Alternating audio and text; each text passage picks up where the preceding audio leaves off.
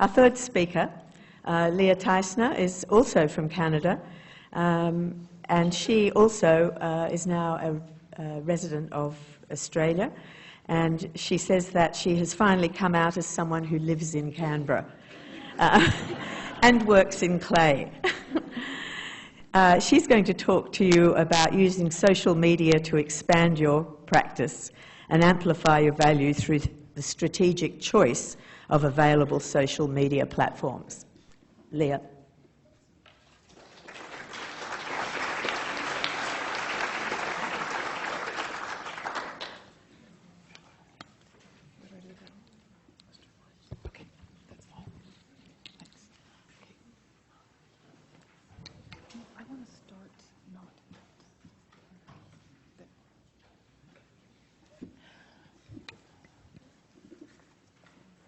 Are we sensing a theme?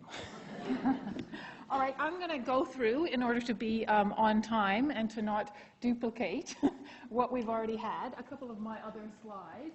And look, Aomi. And I'm going to start off with a good place to start is to create a kind of mission statement about your practice so that you can use social media as a tool to expand and amplify your practice. So I use social media not only as a way of pushing out information, but as a way of helping me, as a structure for helping me with my practice. And I find that that's a really great way, because then, as Carol said, it is about the authentic, enthusiastic work that I'm actually doing. So some questions that you can ask yourself as you look to create a kind of mission statement about your practice are: where do you locate the value in your practice? How do you want to represent that value? What ways do you like to connect to your audience and community? What are the contexts that you want your work to be seen in? How do you want your practice to grow? And how do you like to be inspired and keep learning? What does success look like?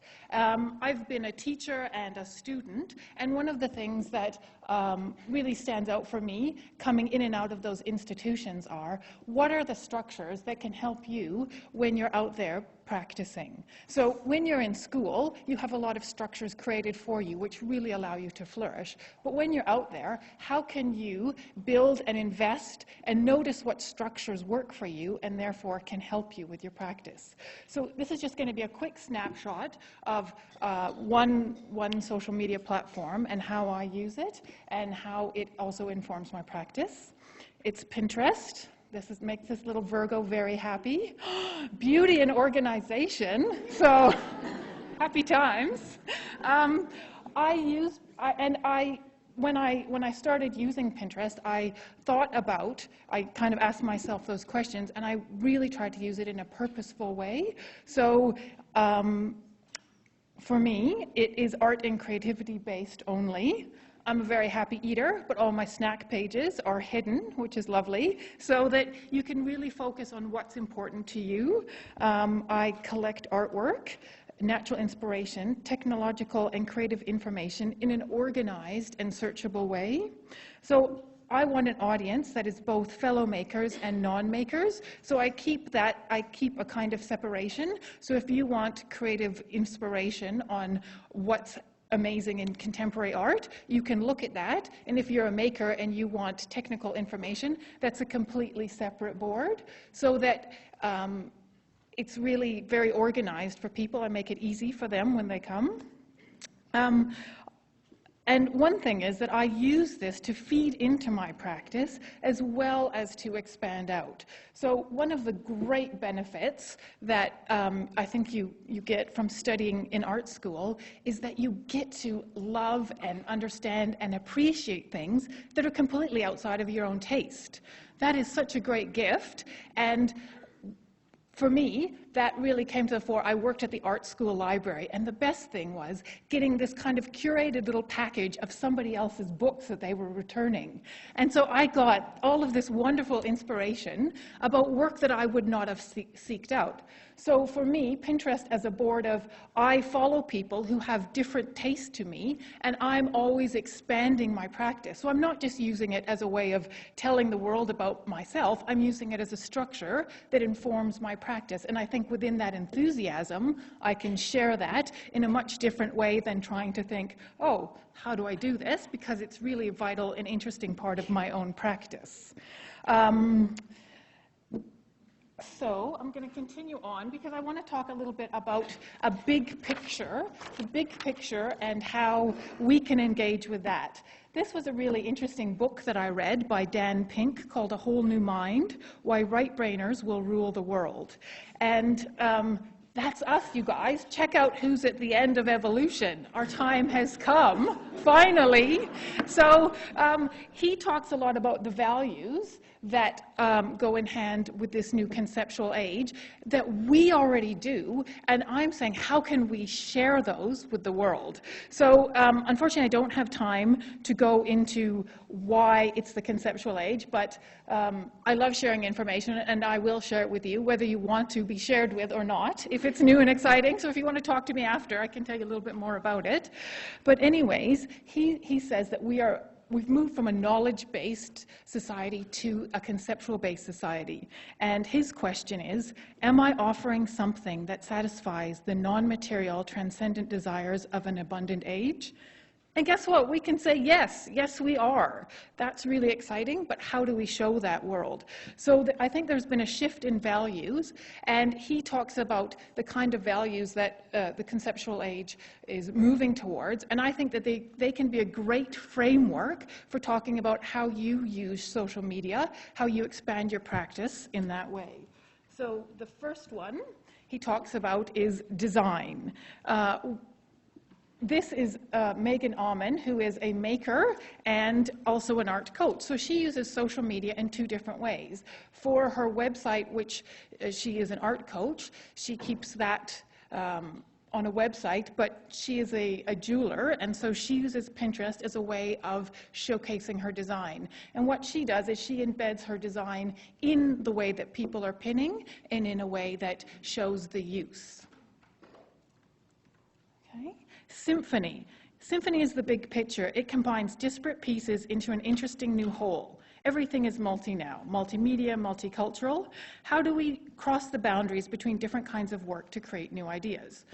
That's already in our practice. How do we show that? This is an interesting artist, Sophie Munns, who is she's a maker, she's a facilitator, she's a teacher, and her social media practice represents that kind of interconnectedness of her practice. She's got Tumblr, it's very fungal, mycelium, and so she has this kind of exuberance in her practice where she's weaving together all these disparate parts, and it's really reflected in her social media practice. So I think that's really interesting as well, that your social media practice should be a reflection of who you are. It shouldn't be kind of, cookie cutter standard, this is what social media should be.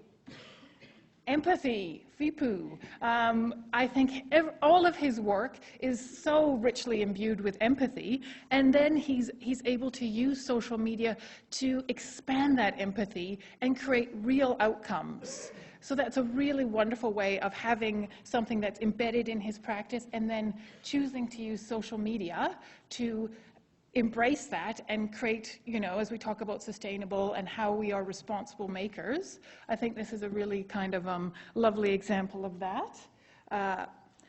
In terms of empathy, Dan Pink says the capacity for logical thought is one of the things that make us human. But in a world of ubiquitous information and advanced analytic tools, logic alone won't do. What will distinguish those who thrive will be their ability to understand what makes their fellow human tick, to forge relationships, and to care for others. Okay. Meaning. Oh. Sorry. Play. Play.